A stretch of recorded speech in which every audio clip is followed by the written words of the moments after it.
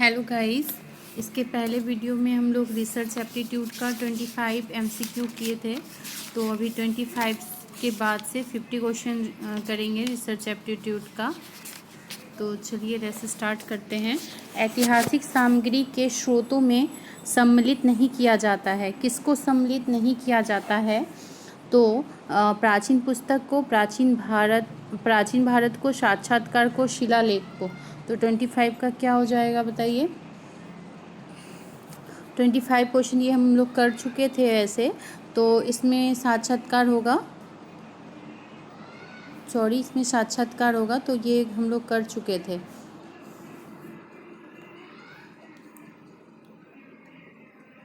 साक्षात्कार होगा। नेक्स्ट 26, निम्नलिखित में से कौन सा तत्व वैयक्तिक अध्ययन पद्धति का यंत्र नहीं है? तो व्यक्ति द्वारा लिखित डायरियाँ, लिखित पत्र, जीवन इतिहास, जीवन व्यक्ति का भवन। तो 26 का क्या हो जाएगा? तो 26 का सी हो जाएगा। जीवन इतिहास जो है ये वैयक्तिक अध्ययन पद्धति का यंत्र नहीं है। क्या क्या है? व्यक्ति द्वारा लिखित डायरियाँ, लिखित पत्र और जीवन का व्यक्ति का भवन, ये आएगा। नेक्स्ट 27 नंबर क्वेश्चन, वैयक्तिक विषय पद्धति का मुख्य मंत्र है। तो क्या होगा? क्या मुख्य मंत्र है? व्यक्ति का महत्व, व्यक्ति का दृष्टिकोण, व्यक्ति के विचार, व्यक्ति द्वारा लिखित डायरिया। तो 27 का डी हो जाएगा, व्यक्ति द्वारा लिखित डायरिया। पूछताछ के माध्यम से विषय वस्तु का ज्ञान प्राप्त किया जाता है। अन्वेषणात्मक अनुसंधान में, वर्णनात्मक में, प्रयोगात्मक में या उपरोक्त में से कोई नहीं। तो 28 का क्या हो जाएगा? बी हो जाएगा। वर्णनात्मक अनुसंधान में पूछताछ के माध्यम से विषय वस्तु का ज्ञान प्राप्त किया जाता है। एक शोधकर्ता जनसंख्या का स्नातकोत्तर, स्नातक तथा इंटरमीडिएट छात्रा में विभाजित करता है और यादृच्छिक तालिका का प्रयोग करते हुए प्रत्येक ग्रुप से वह कुछ लोगों को चुनता है। यह क्या कहलाएगा? पहला स्तरीय नमूना चयन, स्तरीकृत यादृच्छिक नमूना चयन, सी एक स्तरीकृत नमूना चयन और डी साधारण नमूना चयन। तो 29 का सी हो जाएगा, एक स्तरीकृत नमूना चयन। एक शोधकर्ता जनसंख्या का स्नातकोत्तर, स्नातक तथा इंटरमीडिएट छात्रा में विभाजित करता है और यादृच्छिक तालिका का अगर प्रयोग कर रहा है तो ग्रुप से वह कुछ लोगों को चुनेगा, तो वो एक स्तरीकृत नमूना चयन हो जाएगा। एक शोधकर्ता पूरी जनसंख्या में से 100 लोगों का लॉटरी नमूना चुनता है। यह नमूना जो है क्या हो जाएगा? लॉटरी नमूना चुनेगा तो एक समूह का नमूना होगा, एक यादृच्छिक नमूना चयन होगा, एक स्तरीकृत नमूना चयन होगा या एक रीतिबद्ध चयन होगा। तो 30 का क्या हो जाएगा गाइस? 30 का बी हो जाएगा, एक यादृच्छिक नमूना चयन हो जाएगा। नेक्स्ट 31 क्वेश्चन, नमूने के आधार पर निकाला गया संबंध निष्कर्ष टेक्निकल भाषा में क्या कहलाता है? तो अनुसंधान के बाह्य वैधता का सांख्यिकी अनुमान, आंकड़ा विश्लेषण तथा विवेचन, परिमाप अनुमान या उपरोक्त सभी। तो 31 का क्या हो जाएगा गाइड? 31 का बी हो जाएगा, आंकड़ा विश्लेषण तथा विवेचन। एक सांख्यिकीय मापक जो पूरी जनसंख्या पर आधारित होता है परिमाप कहलाता है। वह मापक जो नमूने पर आधारित होता है कहलाएगा, क्या कहलाएगा? ए नमूना चयन परिमाप, बी निष्कर्ष, सी सांख्यिकी, डी इनमें से कोई नहीं। तो 32 का क्या हो जाएगा? 32 का ए हो जाएगा, नमूना चयन परिमाप। एक सांख्यिकीय मापक जो पूरी जनसंख्या पर आधारित होता है परिमाप कहलाता है। तो ये जानते हैं। तो वह मापक जो नमूने पर आधारित होता है वह नमूना चयन परिमाप कहलाएगा।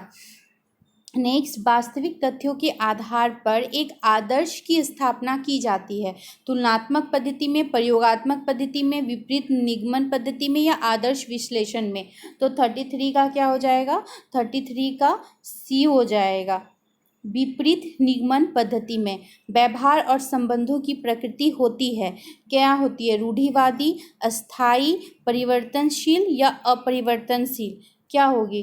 तो 34 का डी हो जाएगा, अपरिवर्तनशील। व्यवहार और संबंधों की प्रकृति जो है वो अपरिवर्तनशील होती है, अपरिवर्तनशील। हाँ। नेक्स्ट 35 में समाज में समुदाय की सामाजिक स्थिति का अध्ययन किया जाता है समाज में। तो सामाजिक सर्वेक्षण की सामान्य पद्धति में, सामाजिक सर्वेक्षण की विशिष्ट पद्धति में, विपरीत निगमन पद्धति में या आदर्श विश्लेषण पद्धति में। 35 का क्या हो जाएगा? 35 का ए हो जाएगा, सामाजिक सर्वेक्षण की सामान्य पद्धति में तुलनात्मक पद्धति का प्रयोग करने वाले थे, कौन थे? मार्क्स थे, रूसो थे, दुर्खिम थे या महात्मा गांधी थे? 36 का क्या होगा गाइस? 36 का बी हो जाएगा, रूसो थे। तुलनात्मक पद्धति का प्रयोग करने वाले रूसो थे। एक नमूना लेकर उसमें होने वाले परिवर्तनों का परीक्षण करने वाली पद्धति क्या कहलाएगी? तुलनात्मक, समाजमिति, परीक्षणात्मक या ये सभी? तो 37 का हो जाएगा गाइस सी, परीक्षणात्मक कहलाएगी। एक नमूना आप लेकर उनमें से होने वाली परिवर्तन का परीक्षण। अब उस नमूना में क्या परिवर्तन हो रहा है तो उसका जो हम परीक्षण करेंगे तो वो परीक्षणात्मक कहलाएगी।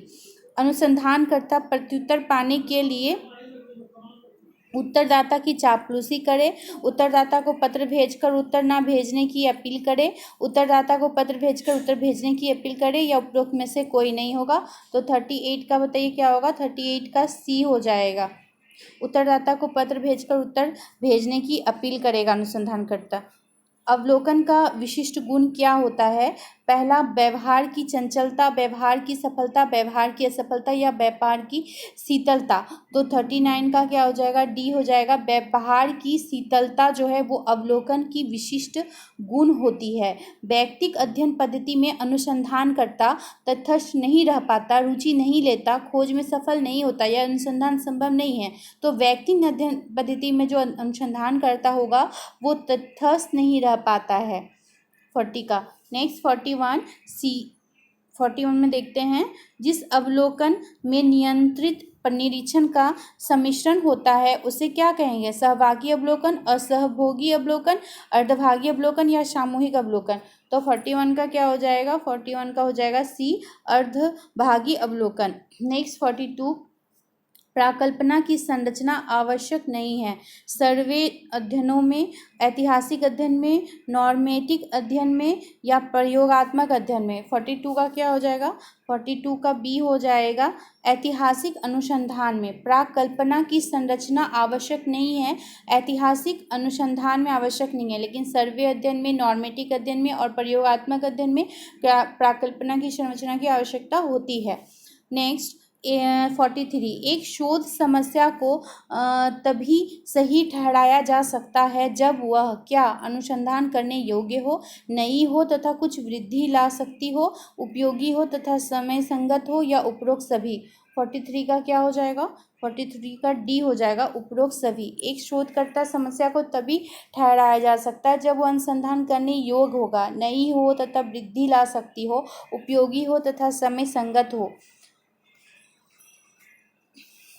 नेक्स्ट 44, एक अध्यापक अपने व्यावसायिक अनुभव में विभिन्न प्रकार की समस्याओं का सामना करता है तो उसे चाहिए कि वह अपने पद से त्यागपत्र दे दे, उस समस्या का गहन अध्ययन करे, समस्या वाली स्थिति से बचे या संस्था के प्रमुख की सहायता ले। तो बताइए 44 का क्या हो जाएगा?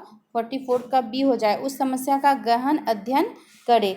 वैज्ञानिक ज्ञान का उदाहरण है। वैज्ञानिक ज्ञान का उदाहरण क्या है? पैगंबरों का ज्ञान के आधार पर प्राप्त हुआ ज्ञान, सामाजिक रीति रिवाज, धार्मिक ग्रंथ या प्रयोगशाला तथा क्षेत्र प्रयोग पर आधारित ज्ञान। तो 45 का डी हो जाएगा, वैज्ञानिक ज्ञान का उदाहरण है प्रयोगशाला तथा क्षेत्र प्रयोग पर आधारित ज्ञान। यह क्या है? इसको निम्न में से किस अनुसंधान द्वारा स्पष्ट किया जाता है? ऐतिहासिक, प्रयोगात्मक, वर्णनात्मक या अनुसनात्मक। तो बताइए 46 का क्या होगा? 46 का तो ये क्या होगा? सी हो जाएगा। यह क्या है? ये वर्णनात्मक है। प्रयोगात्मक अध्ययन किस नियम पर आधारित होता है? एक विचलनीय नियम पर, पुनरावृत्ति पर, धार्मिक ग्रंथ पर, प्रयोगशाला तथा क्षेत्र प्रयोग पर आधारित ज्ञान पर। तो 47 का क्या हो जाएगा गाइस? 47 का ए हो जाएगा, एक विचलनीय नियम पर। प्रयोगात्मक अध्ययन जो है वो एक विचलनीय नियम पर आधारित है।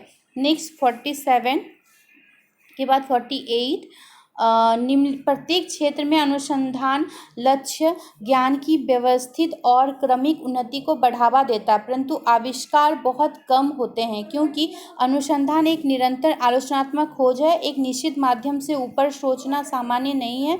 निरंतर प्रयोगात्मक का कार्य जो खोज के लिए सरलता से सामने नहीं आ रहा है या प्रयोग पात्र की रुचि पर। तो 48 का क्या हो जाएगा? 48 का ए हो जाएगा, अनुसंधान एक निरंतर आलोचनात्मक खोज है। सांख्यिकी पद्धति द्वारा निर्णय लिए जाते हैं, एकाकी में, सामूहिक में, आर्थिक में, राजनीतिक में। तो 49 का क्या हो जाएगा गाइस, बी हो जाएगा, सामूहिक में। सांख्यिकी पद्धति द्वारा सामूहिक में निर्णय लिए जाते हैं।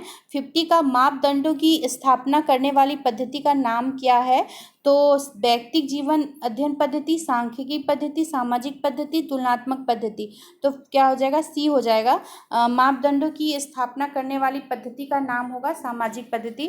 थैंक यू गाइस वो मेरा वीडियो वॉच करने के लिए। अगर आपको अच्छा लगा हो तो प्लीज़ आप लाइक करें, शेयर करें, सब्सक्राइब करें और प्लीज़ आप पूरा वीडियो को इसी तरह देखते रहें। इसके पहले का वीडियो आपको प्लेलिस्ट में मिल जाएगा। Thank you guys.